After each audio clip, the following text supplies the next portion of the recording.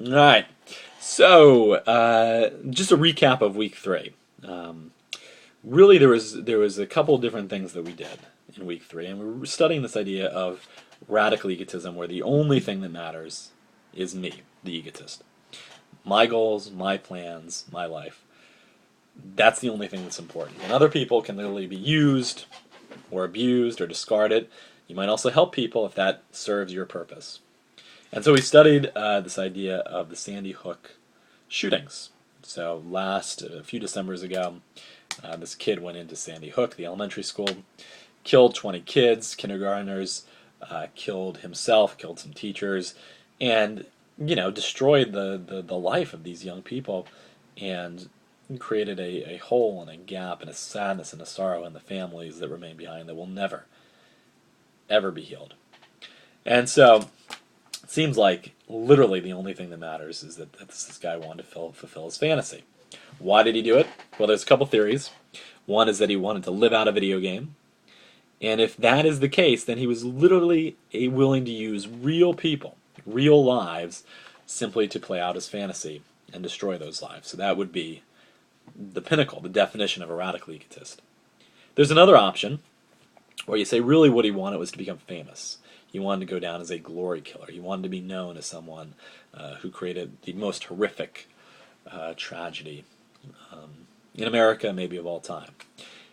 And if that's the case, if he wanted to be famous, he was literally willing to kill people in order so that his name, could live on. And again, the very definition of a radical egotist. There's no way really to argue that these actions were not radically egotistic. The only thing that you can really do is to say something like, he was so mentally deranged that he did not know what he was doing. And in that case, you can still say he was a radical egotist, but that he was not morally responsible for what he did. He couldn't help it. It was out of his control. A number of you also in your post brought up the idea of the mother. The mother may have bared some responsibility and culpability for this act. The second case study that we focused on last week was this idea of the Westboro Baptist Church. So, the Westboro Baptist Church, you've got this minister. And he is very, very much against homosexuality. He thinks that it is an abomination, that God hates homosexuality, that it is completely contrary to God's will and to God's law, and that anyone who is homosexual, certainly, but even anyone who supports homosexuality, in fact, anyone who doesn't vehemently aggressively denounce homosexuals, for him, is betraying the will of God and therefore going to hell. So why is he possibly a radical egotist? Well, because he is, not only willing to kind of aggressively promote his view, but he's also willing to go to people's funerals, soldiers' funerals, and protest and hold up signs like "God hates fags" and "Thank God for dead soldiers." And at this most vulnerable period of a person's life, where their friend or their family member, or their mom or their dad or their brother or their sister is dead in their mourning, he goes there and makes a ruckus, disrupts that sacred time. In fact, he wanted to go to Sandy Hook, but they blocked him.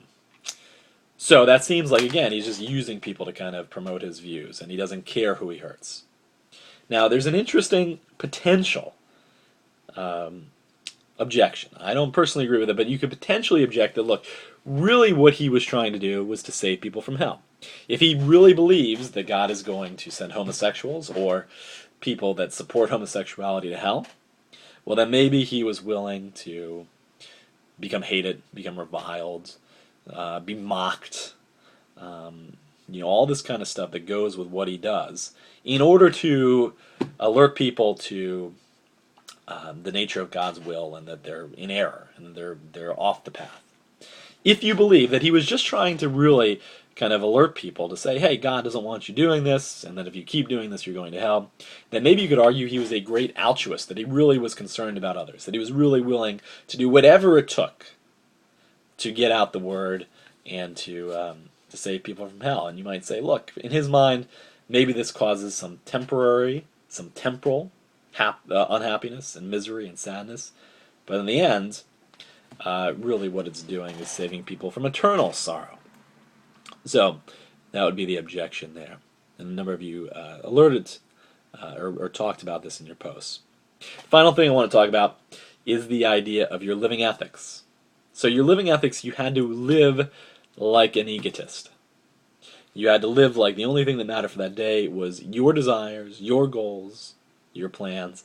And if somebody questioned you, you simply say, well, hey, I had to put my happiness first. Or, hey, everybody's opinion is equal and this is how I want to live from now on.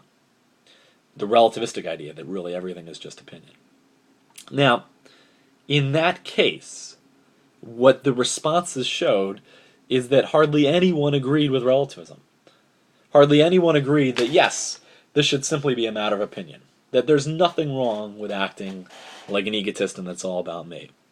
In fact, many of you said something like, well, this didn't feel like me, or this wasn't who I am, or I could never do this, I could never live this way. So what you're essentially saying is that, look, this is wrong.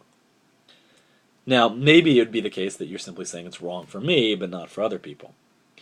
But the other thing that was very prominent and consistent in the posts was that the people that you did this to didn't accept it. I don't think I remember one post where somebody said, yeah, okay, if you want to act like that, yeah, you do deserve to be egotistic. Or, yeah, you know what, you're right, everybody's opinion is equal.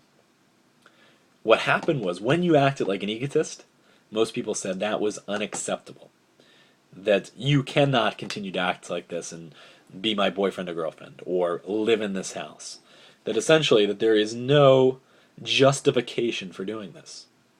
And if that's the case, if people in action, in reality, say, being all about you, only caring about yourself is wrong, then we're not in a situation of moral relativism, where everybody's opinion is equal.